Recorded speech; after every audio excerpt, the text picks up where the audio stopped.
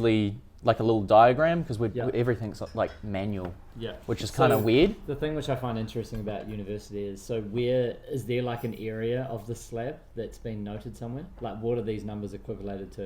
And I'm not having to dig at you at all. No, yep.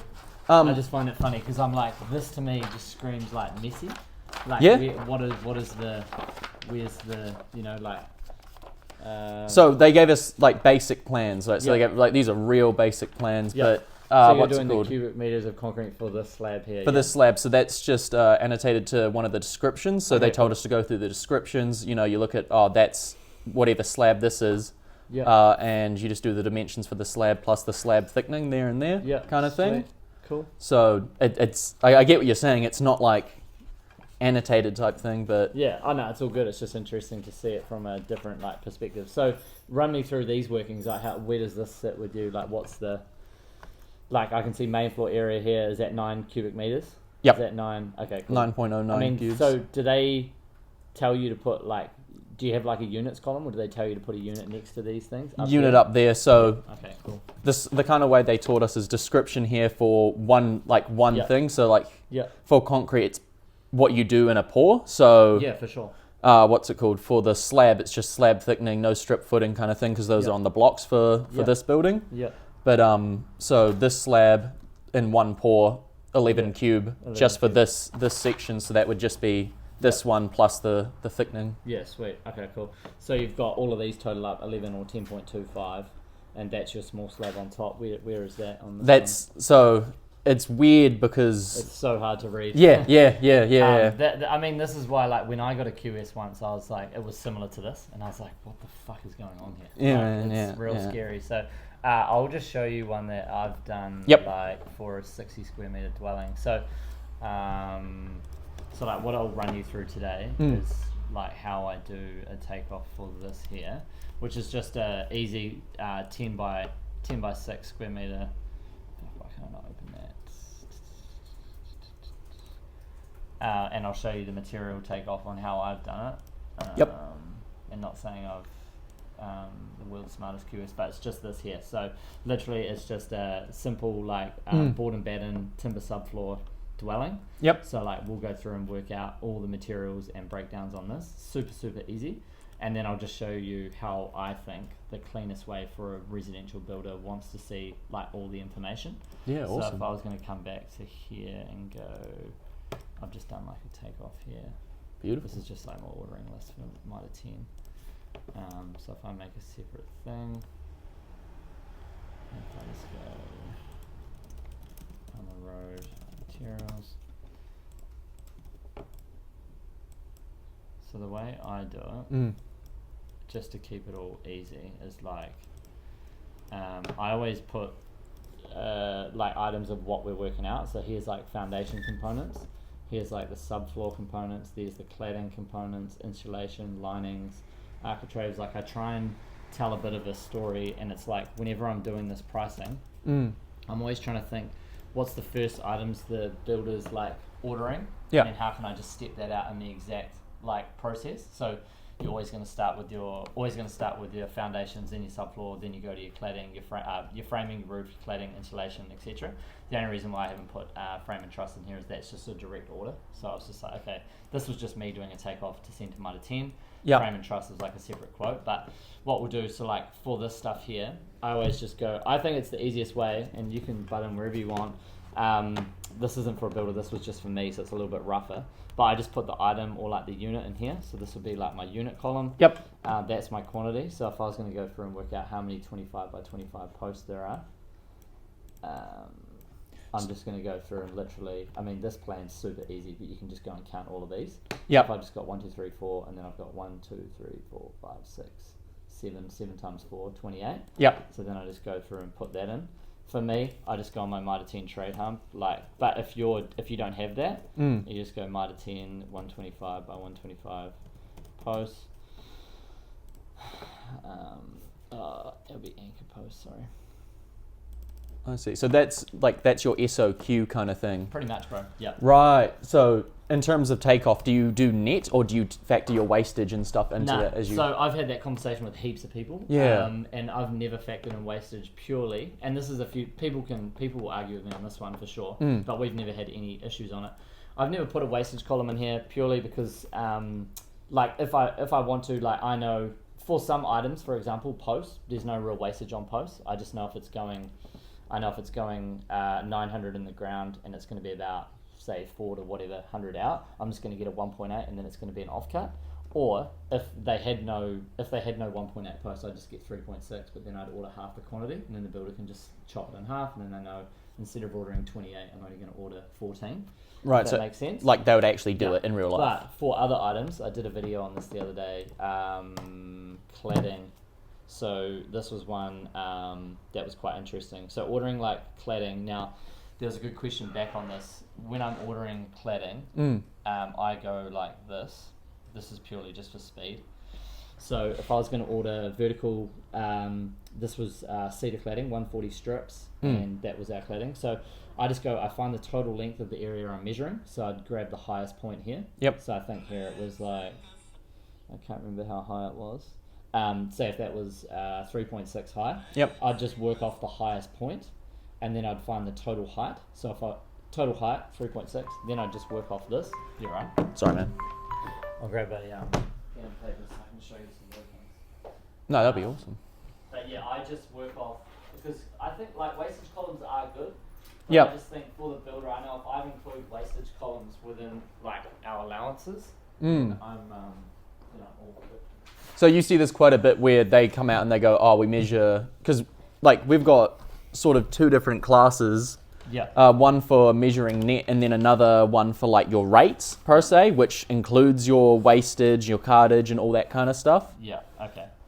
I'll talk to that in a sec. So if I was going to go this highest point here, was 3.6 and say this was 2.4. Yep. I've got a 140 cladding. Yep.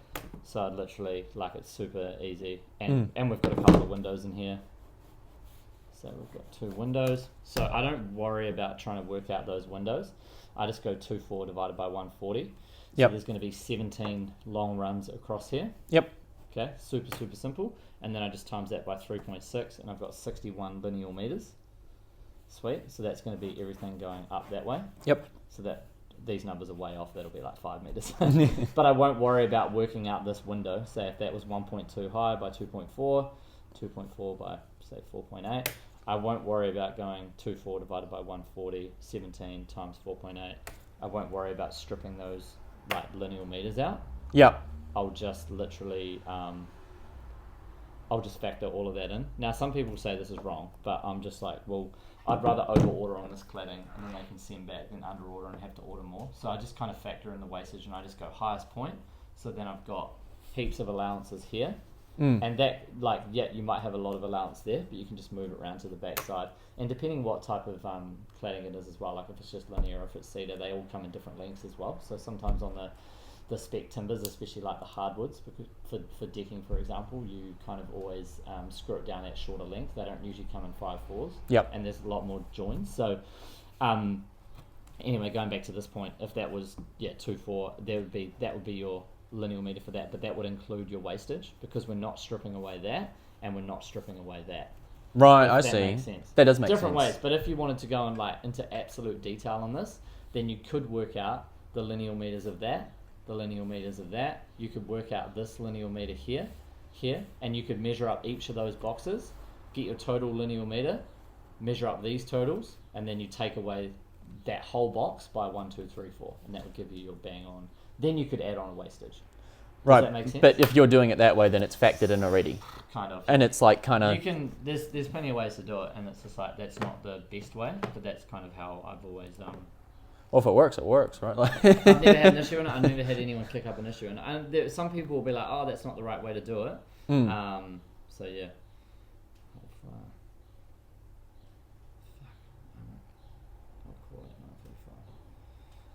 So yeah. Anyway, that's how I do my piles.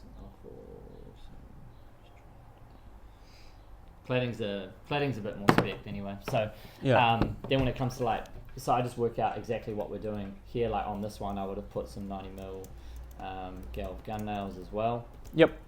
That's just like a PC sum, really. Like I just spec it and put one box for 3,000 nails. I just put a unit in there, and I know that's roughly $265 a box, but you can always go and check, you know. Yep.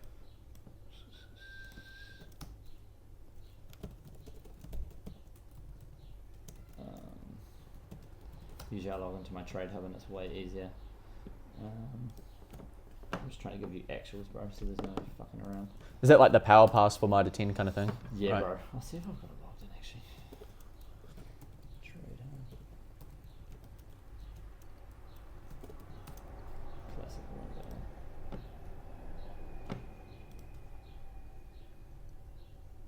Because I'm trying to do a few more of these speckies now, so I'm just trying to order all my own shit. I mean, that's where you can save like heaps of margin if you just organise all your own stuff, you know.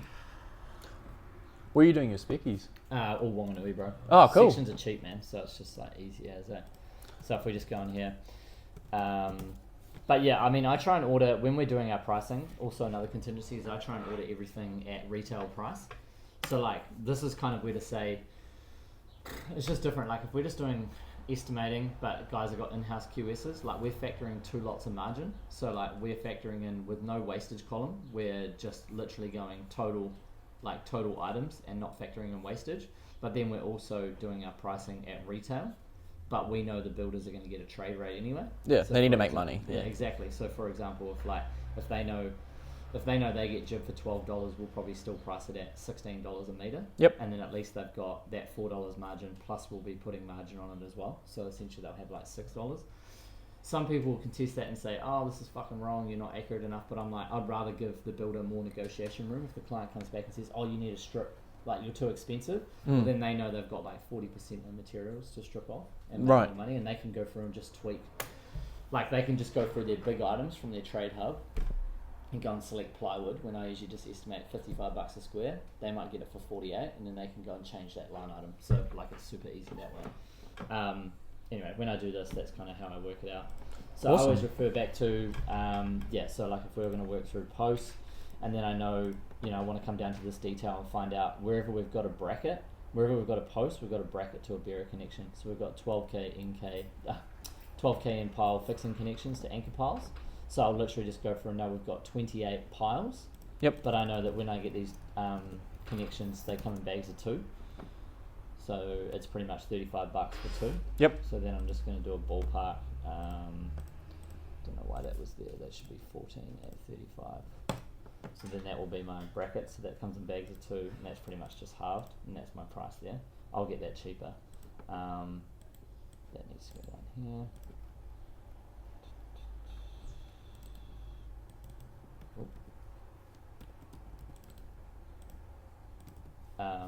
So that's kind of how I work that out.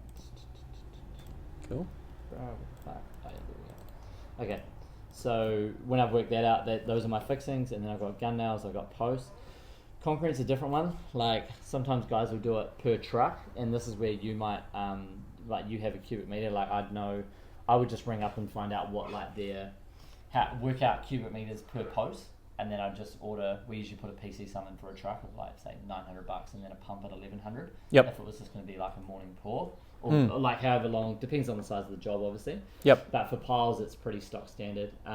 For posts, like fence posts and that, sometimes I would just put 4 bags of concrete per post, and if I know a bag of 20 M pays $11, then I just go, if there's 40 posts, it's just 40 times 4, 160 times 11. If that makes sense. Yep. But otherwise, if it's a bigger slab, we'll just we'll work out the cubic meters, or we'll work out the square meters of the slab, and then just put whatever that rate is, whether it's $60 for supply only, a square meter, or we'll work out a cubic meter rate. Anyway, concrete's different. There's plenty of ways to work that out. Me personally, I don't work it out in cubes. I just roughly know how many trucks and what a truck costs. So I'm just like, okay, I just kind of figure it out. And I don't know. I've never lost before, so yeah. it's I've always tried to overestimate on that stuff anyway. Yep. So bearers are super easy. You just come down to this measurement. Well, I mean, I just know that I've got a 10 meter run here.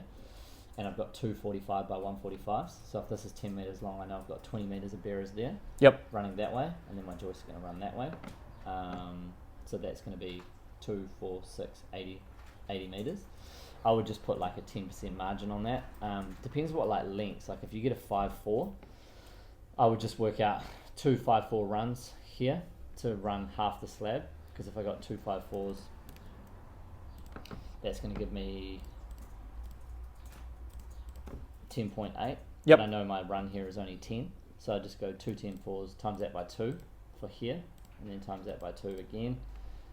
That's going to give me 2 runs, and then I'm timesing it by 2. Does that make sense? Yep. Tell me if it doesn't. No, that absolutely makes sense. Sometimes when I work this shit out, I don't really have any like methodical order. I just know this is a 10 meter run. Yep. I need 2 lots because it's doubled up here. Yep. And then I've just got 2, 4, 6, 8. That makes perfect. Yeah, 100%. And then I've just got linear meters. So those are my bearers there. And the thing is, like, I worked it out with the builder, so I know my rate on those is like $8.50. So I've just priced at 11, and I know that that's going to be for my extra, because they're coming in 5/4s, we might have a cut-off. So that's kind of my extra contingency. Just got to remember, if this is me pricing for me, so I'm trying to get these numbers as close as possible. If I was pricing for another builder, like actually pricing for a builder, I'd probably just add on 10% and just go 95. Yeah. Because I don't want to fuck them up. Yeah, fair enough. Yeah. That's kind of my thing. So, do you ever just do a total at the end and then times by your margin, or is it more so they can give a detailed quote to the client kind of thing? Yeah, that's the way I'd like to do it, because the way I've found these sheets is, I know if I can like copy and paste this sheet, for example, they can hand this to their builder and they can hide these columns, so the owner can just send these, and he can just hide. So these are like multi-purpose. So if the builder wants to print this out and give it to his foreman, he knows that the builder's going in and installing 28 posts. And if the client comes through and says, does more stuff, 35 posts turn up, and they're like, oh, what else are we, like, I've only got a unit quantity for 28 here, the client might be giving them to try and put a little deck of stairs or something in, and then the quantities don't line up. Right. I've always just found when you have like a real good scope here, and this would be more for the labour, not so much the materials. Yeah. But when you storytell with a labour scope, it's real easy for the builder to not get pulled off and doing other jobs. My thing I always found is, foreman's like, if I set a foreman up to go to a job and they had a sheet to work off, but then the homeowner's there and they might go, oh, can you quickly just come in and do this, this and this? And they couldn't fool them by saying, oh yeah, no, it was included in the quote, and I couldn't be over every job. Right. But if my foreman physically had a scope of works and a sheet, they're like, oh, well, this isn't in the quote, so he'll just ring me and be like, hey, Sharon's trying to get me to do this, what the fuck's going on? Right. Yeah. And then they can, the builder can just literally, like when I sent this to Mitre 10, I just copy and pasted this, sent it to them. And then I also gave this sheet to my builder as well. So, like, this sheet is good for me. This is useful for me, so I know the numbers. This is useful for the builder because they've got the quantities, and the merchant as well, because they can send this straight off to the merchant and just get these linear meters ordered. If that makes sense. Joists is super easy. If you want to, how would you figure out joists on this floor? Count them. Yeah, tell me. Or you can do your centers. So what are your centers? So joists are always at 400s. 400s. 400 centers. But so you would find this spec somewhere. There'll be a spec for this somewhere. Maybe not. Perimeter joists. No. Just trying to physically find it for you. No specs there. Okay, anyway, without the specs. 400s, 1650. Yeah. What's called 1650 divided by 400 plus your what's called extra one plus your boundaries. Yeah. So I would just work it out. I've got a 10 meter run here. Yep. So my bearers are running that way, my joist's going to run that way. So I just go 10 divided by 0.4. And yep. I've got 25 runs, and then I just times it by that way, which is 6, 150, and then I just add 15% on. And then if it's got block in here somewhere, so I've got double joists on both ends. Yeah. So then I just add on another 6 and 12. 184, and then you've got a perimeter joist as well, so 10 and 10. So that's kind of roughly where you're sitting.